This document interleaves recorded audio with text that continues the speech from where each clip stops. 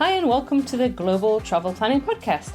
I'm your host, Tracy Collins, who with my expert guests will take you on a weekly journey to destinations around the globe, providing travel inspiration, itinerary ideas, practical tips and more to help you plan your next travel adventure.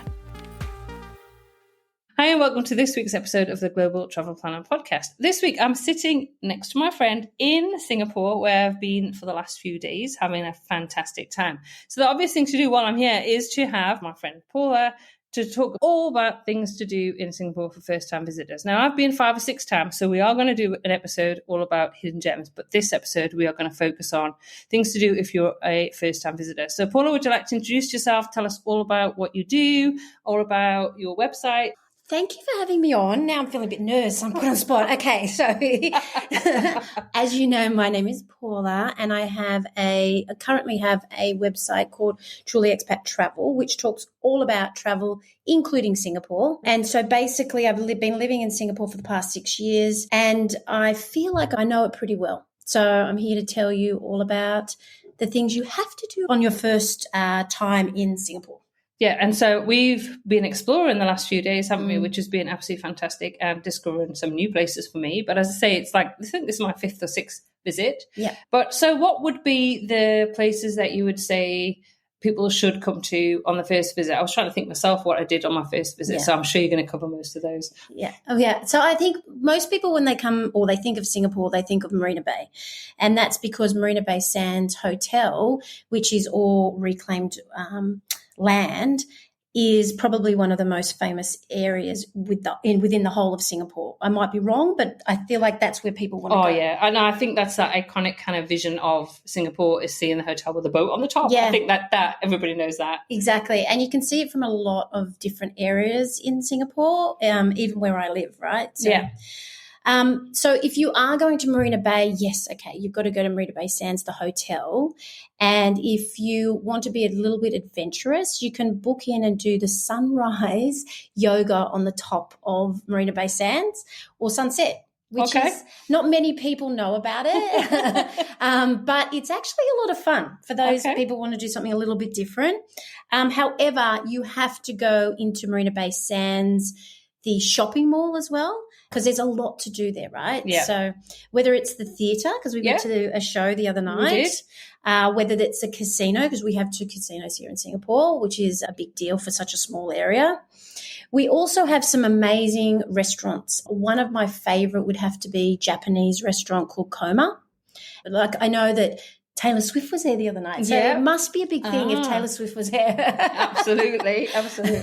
But it's a beautiful restaurant. It's a Japanese restaurant, and you have to go there for the desserts because they're just amazing. There's also Batcha Coffee. Okay. So for those who drink a lot of coffee, Batcha Coffee is probably the place to go, because there's hundreds of different types of coffee from all around the world. It's a Moroccan company. Okay.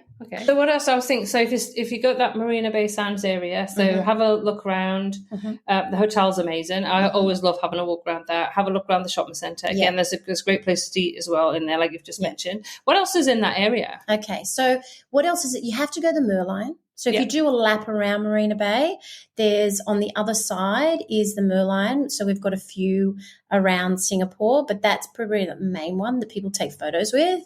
And then you've got Fullerton Bay and Fullerton Bay Hotel. Now, Fullerton Bay Hotel has got the Lantern Rooftop Bar, and it's probably one of the best views of Marina Bay at night. Okay. So I always recommend, don't go up to Marina Bay Sands to have a drink. Go to the Lantern Bar, because then you get the view of the whole of Marina Bay, which is quite pretty. The other thing I would suggest is go to the other side of Marina Bay Hotel, which has got the Gardens by the Bay.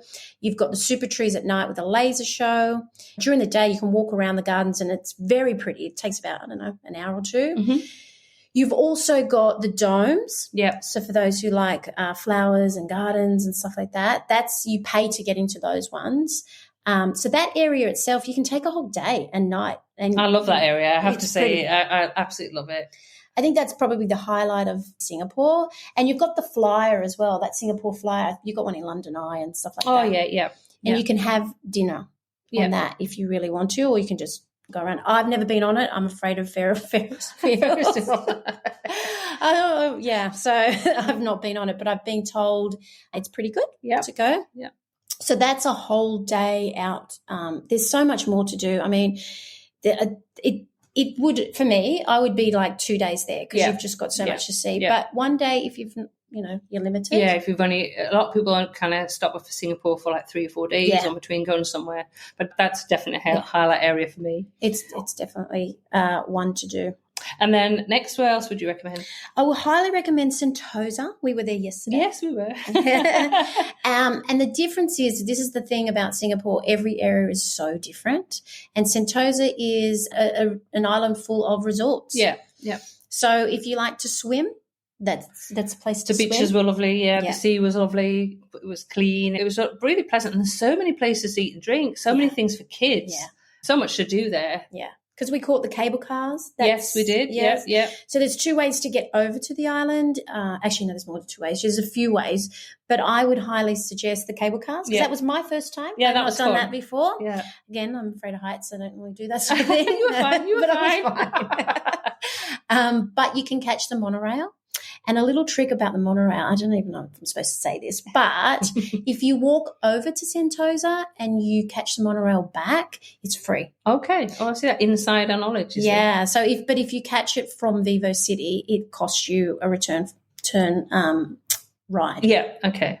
So, and as I say, if you've got kids, that's an absolutely fantastic place to spend a day, absolutely. Isn't it? I mean, loads on. And we only just touched on it. Yeah. So we just went down to the beaches where you've got lots of beach clubs. You have lots of activities for kids to do, like little kids. But if you go to the other side, you've got Siloso Fort, which is, if you like history, if you like especially war history, that area is free to walk around, but it's got lots and lots of history all about the fort and the Second World War. Yeah. You also have the opportunity to go to places like Universal Studios, and you've got all the big things to do, the water park, and you've got the Madame Tussauds and the Trick Eye museums, all that sort of stuff. Yeah. Aquarium. Yeah. So you could be there for days, right? Yeah, you could take your family there for a weekend. There's just so much to do there. Really, really good place. Actually, it's the first time I've been there. That was the saying. So, it was always on my list of places to go, and it just never kind of worked out. But yeah, absolutely, really enjoyed it. It was a really good day. It was hot, but it's always hot in Singapore. Yeah. So bring your swimmers, cozies, whatever you want to call them, togs, bathers, whatever. I don't know what country. Whatever you call them in your country. You can also do a jungle walk through there, which is free, obviously. So that's also quite pretty. A lot of people like to do that. I think the thing with Sentosa, if you want to spend the money, you can. Yeah. But if you don't, you can do heaps of free stuff. Yeah. So just be mindful of that. And we stood at the southernmost point of Asia, didn't we? We and did. had photos, so I'll put those in the show notes. Yes, and it's a little bridge, like a, what do you call that bridge? It's like a little swing bridge type thing. And then it takes you over to where it's got a bit of information, and you're overlooking it's not a harbour, overlooking the sea. Yeah. But you can also do stand-up paddling, kayaking. I mean, there's loads of things. There's everything. Bungee jumping. Absolutely everything over there. So that's number 2 kind of area to go to. So where would be your third choice for places? Number 3, if you're big into culture, as you know, here we have 3 different cultures. You've got Indian, Chinese, and Malay. Oh, you've got Peranakan as well. And so there's 3 main areas here in Singapore where you would find amazing food, and each area of that is a replica of guests of those areas. So Chinatown, Little India, and Arab Street, or they call it Kampong Glam. Kampong Glam, for those who don't know, Kampong just means I think it's village in Malay, and it basically is an area where you've got the mosque. We were there the other day, We did, yeah, we've been there. And because it's the start of Ramadan. Yeah. You've got a whole bazaar. So during Ramadan they have a bazaar, so they've got lots of food outlets and stuff. A lot of little cute boutiques. Yeah, some really lovely little shops there. Murals. Yeah, really lovely area. Again, somewhere I hadn't been before, so it was a nice place to go and visit. And from there we went to the Atlas Bar. We did, which I would highly recommend if you enjoy gin. Yeah. It's one of the largest. I'm not going to, don't quote me if it's the Southern Hemisphere, I think, or Asia. It's the largest gin bar in that area.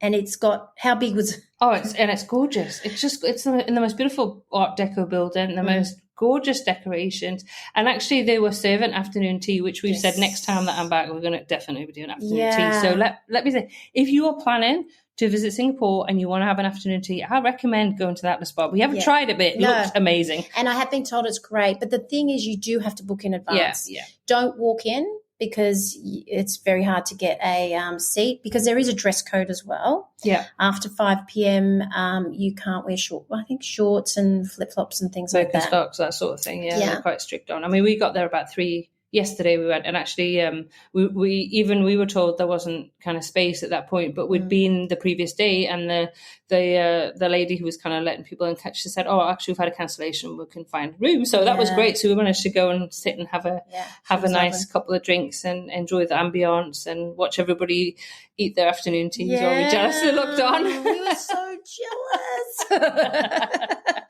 but I've been told it's amazing. I've also been told that the Sunday brunch there, a champagne brunch, is also amazing. Okay. But from Kampong Glam, the thing with Singapore, it's so small that you can actually walk from place to place if you're willing to walk in the sun and hot weather. And then Little India is exactly what that is, right? It's a little slice of the area that is a replica of India, which you know all about. Yeah. You've just come back from there. We have. And there's murals, there's restaurants, there's Mustafa. So Mustafa is almost like a big market. So you can get heaps of cheap stuff that you would normally find in India. I highly, highly, highly recommend for Indian fusion. There's a restaurant called Meat Smith, and it is honestly the best butter chicken I've ever had in my life. Actually, I don't know if it's in my life, but it is a really, really good fusion butter chicken though. So it's pretty cool. And you've got all the stuff like the Indian Cultural Centre and stuff like that. My other suggestion would be then go to Chinatown, because it's all kind of walking distance. Chinatown, and I know you've been before, there's a really great hawker centre called Lau Pau Sat, which is also known as Satay Street. And overnight there's lots of little hawker stalls. Fabulous. Isn't it? I could just live there and eat there all the time. In fact, I'd like to bring it back to Australia, and then that would be it. I'd be happy forever. and also, I guess the claim to fame is that if you've ever watched Crazy Rich Asians, that's where it was filmed, in that hawker centre. So that if you go there during the day, you don't get the Satay Street. So I highly recommend there overnight. So that would be, I mean, if you're into culture, they're the main 3 areas I would suggest. Yep. So where else would you say number 4? Okay, so number 4 is the canals. So we have a lot of canals here. So most people have heard of Clarke Quay, which it's got like a swing thing, and it's got historical walks, and it's got not far from there Fort Canning Park. So you've got a lot of history, and you can go to Battle Box, which is like where the English surrendered to the Japanese. So there's like a museum, an underground tunnel museum. Yeah. And around, you can walk pretty much from Marina Bay Sands all the way up to Alexander. And along that quay, you've got Clarke Quay, Robertson Quay, River Valley. You've got Alexander. You've got all those, Boat Quay. That's another one. Yeah.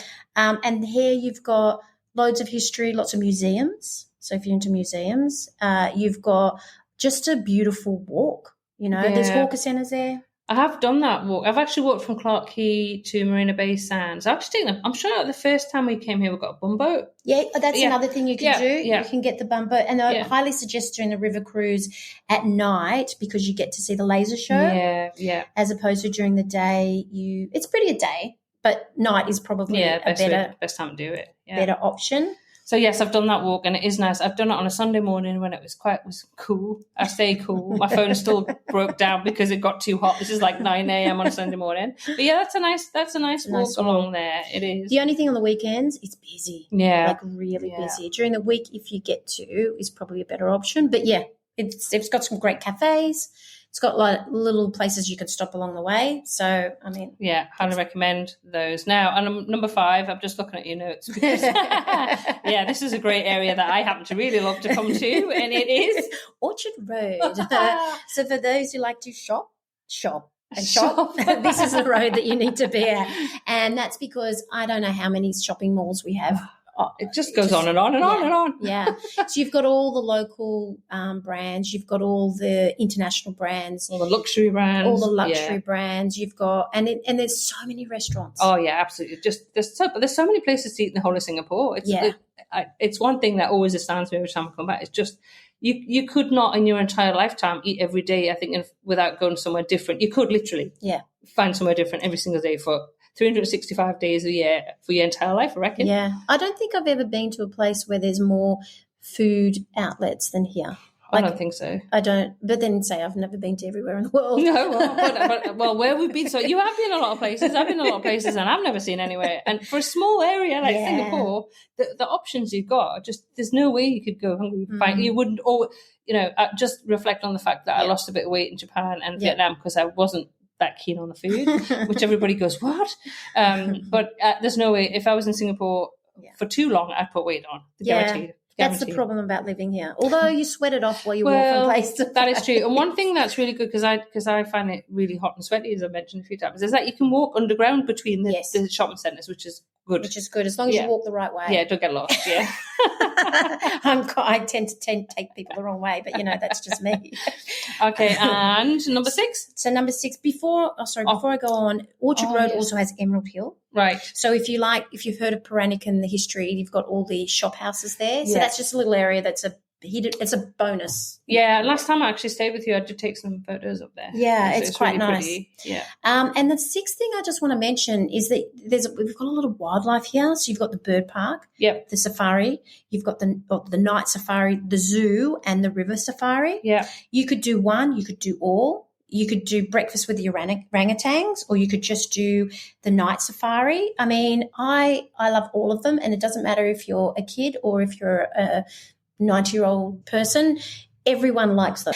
I know that the zoo here has been rated the best in the world many years in a row. Okay. I don't know about this year, but I know it has been in the past. And it is one of the only open air zoos in the world. So it means there's no cages at all. So it's very, very pretty. And they're all very close to each other. The bird park has just been reopened, so I don't know what it's like now, but I've heard it's amazing. And I went to the one before that and I thought it was great. So I think that's probably my main one. If you have done all the other stuff before, you need to hit the safaris and the zoos. Oh, yeah. I mean, we definitely did it the first time because I think my daughter was about 17 and she actually really enjoyed it. And she's been on safaris in Africa, but she loved the night zoo. It was really good. And it's really different as well. Another place that we went to, and I know you've got it on your list, is the Botanical Gardens.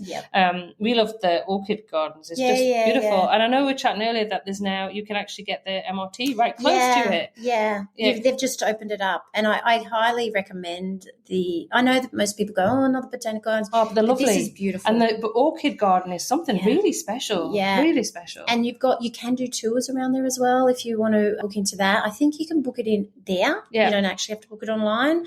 But you don't really need it because you can walk around and there's signs everywhere.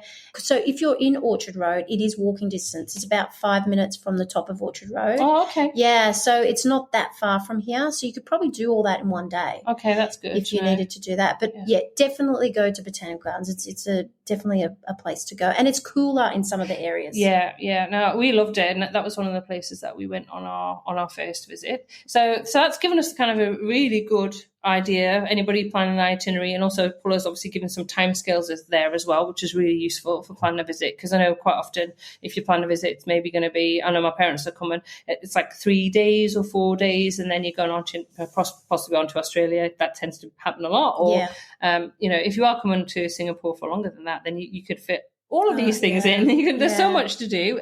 And actually, we're going to talk in another podcast about a bit more kind of the hidden gems, the things that people don't necessarily think about going because they don't necessarily know about them, because that's the sort of thing that somebody living in Singapore will know, that insider knowledge.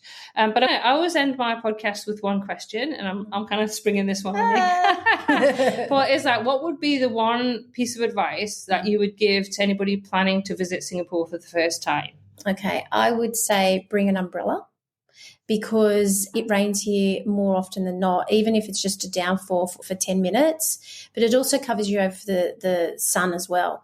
So always carry an umbrella on you, and also consider when you're walk in the early morning or in the evening, because it does get hot during the day, right? Well, I find it really, really hot. Yeah, but I mean, public transport here is so good and so cheap. Yeah, and if you need to cool down, you can go to the shopping centres because the air conditioning is pretty fierce in all of them. Definitely go into the shopping malls because it's freezing. Yeah, absolutely. It's the best. Bring a jumper as well. So I need a cardigan and an umbrella. That's so good. Oh, well, thanks so much, Paula. It's brilliant to have you on the podcast. And as I say, Paula's going to be on again. We're going to also link to Paula's website and to her social media, so you can follow her on there. So do pop along. So it's brilliant to chat to you today, Paula. And I'm really sad that I'm actually leaving Singapore. I know. I'm actually sad you're leaving. It's been fun playing tourist for a few days. Oh, it's been lovely. Well, I'll be back. How much I love Singapore. It's a great place to come to. So thanks so much for being on this episode of the Global Travel and Planning Podcast, Paula. Thank you for having me. Thanks for tuning in to this week's episode of the Global Travel and Planning Podcast. It was fantastic having a few days in Singapore with Paula. So do pop over to the show notes for links to all the different places that Paula mentioned, and also to her website and social media accounts. Give her a follow.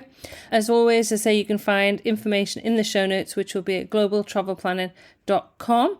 And that just leaves me, I guess, until next week's podcast episode to say happy global travel planning.